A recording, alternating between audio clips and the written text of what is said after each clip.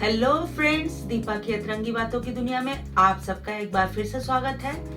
दोस्तों, कई बार ऐसा होता है कि हम किसी ऐसे सिचुएशन में फंस जाते हैं जब हमने बातें तो किसी और इंटेंशन से कही होती हैं, परंतु वो लोगों तक पहुंचकर कुछ और हो जाती हैं। कहने का तात्पर्य यह है कि सुनने वाला व्यक्ति उसे अपनी धारणा के हिसाब से सुनता और समझता है। आज की कहानी इसी संदर्भ में है। यह कहानी है 36 वर्षीय रमेश की।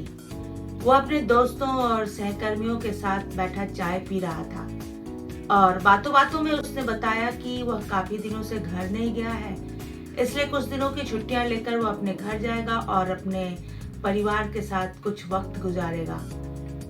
उसके ग्रुप में उसकी कंपनी का क्लर्क भी बैठा था। उसने जाकर डिपार्टमेंट के इंचार्ज को बताया कि चूंकि रमेश की सैलरी नहीं बढ़ी है, इसलिए वह नाखुश है और छुट्टियां लेकर घर बैठना चाहता है।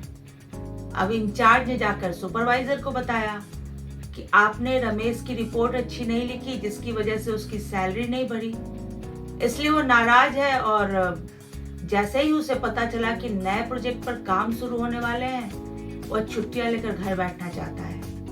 अब सुपरवाइजर ने जाकर मैनेजर को बताया कि चूंकि रमेश की सैलरी नहीं बढ़ी, इसलिए वह कंपनी से नाराज है और जैसे ही उसे पता चली कि नए प्रोजेक्ट पर काम शुरू होने वाले हैं और वर्कलोड बढ़ने वाला है, वह छुट्टियां लेकर घर बैठने की सोच रहा है। अब मैनेजर ने जाकर डायरेक्टर को बताया कि चूंकि रमेश की सैलरी नहीं बढ़ी, इसलिए वो नए प्रोजेक्ट पर काम नहीं करना चाहता और तो और वो अपने साथ और भी दूसरे कर्मचारियों को भी भड़का रहा है। यह सब सुनकर डायरेक्टर आग बबूला हो गए और उन्होंने रमेश को बुलाया और पूछा कि क्या तुम छुट्टियां लेने की सोच रहे हो? तो रमेश ने कहा कि हाँ, मैं तो कुछ दिनों की छुट्टियां लेने की सोच रहा हूँ। तो डायरेक्टर ने कहा कि तुम पूरी तरह से छुट्टी ले लो, कल से तुम्हें काम पर आने की जरूरत नहीं है। यह सब सुनकर रमेश हक्का बक्का रह गया, परंतु उसने अपने आप को शांत करते हुए कहा कि मैं आपके निर्णय की कद्र करता हूं, परंतु मैं ये जानना चाहूंगा कि मुझे नौकरी से क्यों निकाला जा रहा है।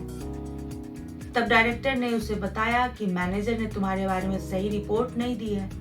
यह सब सुनकर रमेश थोड़ी देर के लिए तो अवाक रह गया, परंतु जल्द ही उसे सारी बातें समझ में आ गई। वह नौकरी छोड़कर घर वापस आ गया। उसके रिश्तेदारों ने समझाया कि तुम्हें डायरेक्टर को जाकर सारी सच्चाई बतानी चाहिए। तब रमेश ने मुस्कुराते हुए कहा कि जिस कंपनी में क्लर्क से लेकर डायरेक्टर तक सच्चाई को जाने बगैर अपनी धारणा के हिसाब से बातों को समझते और परखते हैं, वो कंपनी कभी भी राइज नहीं कर सकती है और मुझे तो सफलता की बुलंदियां छूनी है।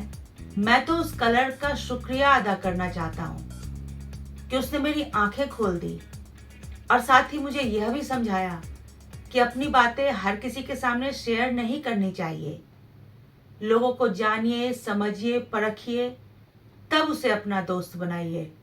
तो दोस्तों, सोच बदलिए, जिंदगी बदल जाएगी। ऐसी ही कुछ अन्य अतरंगी बातों के साथ मैं फिर से हाजिर होंगी। तब तक के लिए बाय बाय।